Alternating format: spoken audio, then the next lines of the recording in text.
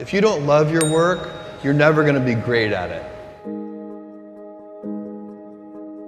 If you can get your work life to be where you enjoy half of it, that is amazing, because very few people ever achieve that. Because the truth is, everything comes with overhead. That's reality. Everything comes with pieces that you don't like. Every job comes with pieces you don't like. And we need to say, that's part of it. You have to figure out how to set up your life in such a way that you can minimize the things. And I find people don't dislike hard work. What people dislike is being out of control. Like, they can't control their life, they can't control their environment. This happens to me when I get overscheduled. I hate being overscheduled.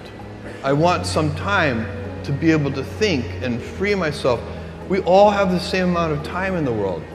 Nobody has more time than anybody else.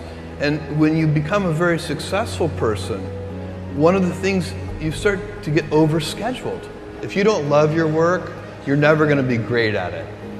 The other thing I would suggest to any young person, even before they start their career, is to really think about their choices. Because I find young people, and when I was young, I made this mistake too.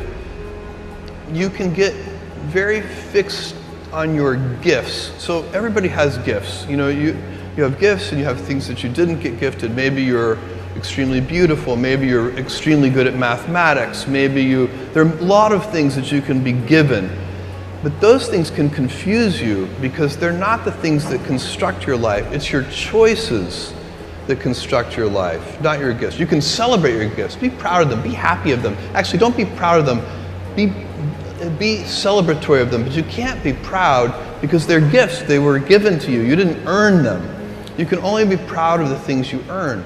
And so, as I got older, I started to realize I wasn't proud of my gifts. I was always good at school. School was always easy for me, and I was always proud that I was a great student. I got A's in all my classes. I was good at math, all of that. And I thought that's who I was, but it's not true.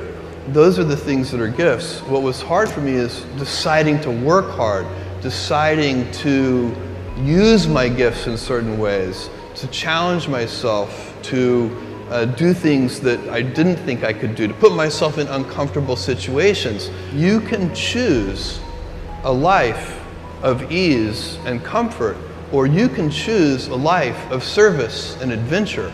Which one of those, when you're 90 years old, are you going to be more proud of?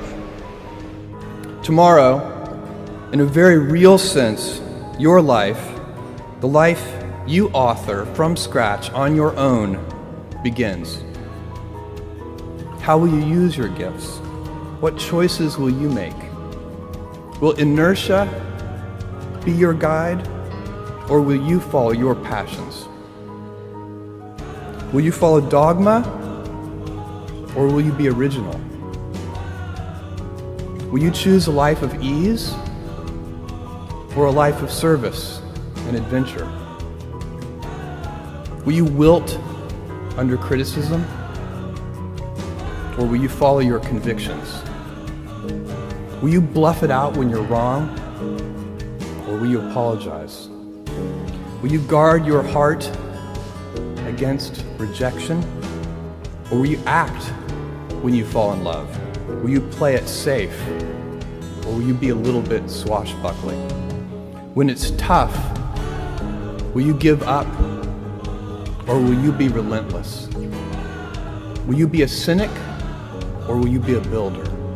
Will you be clever at the expense of others, or will you be kind?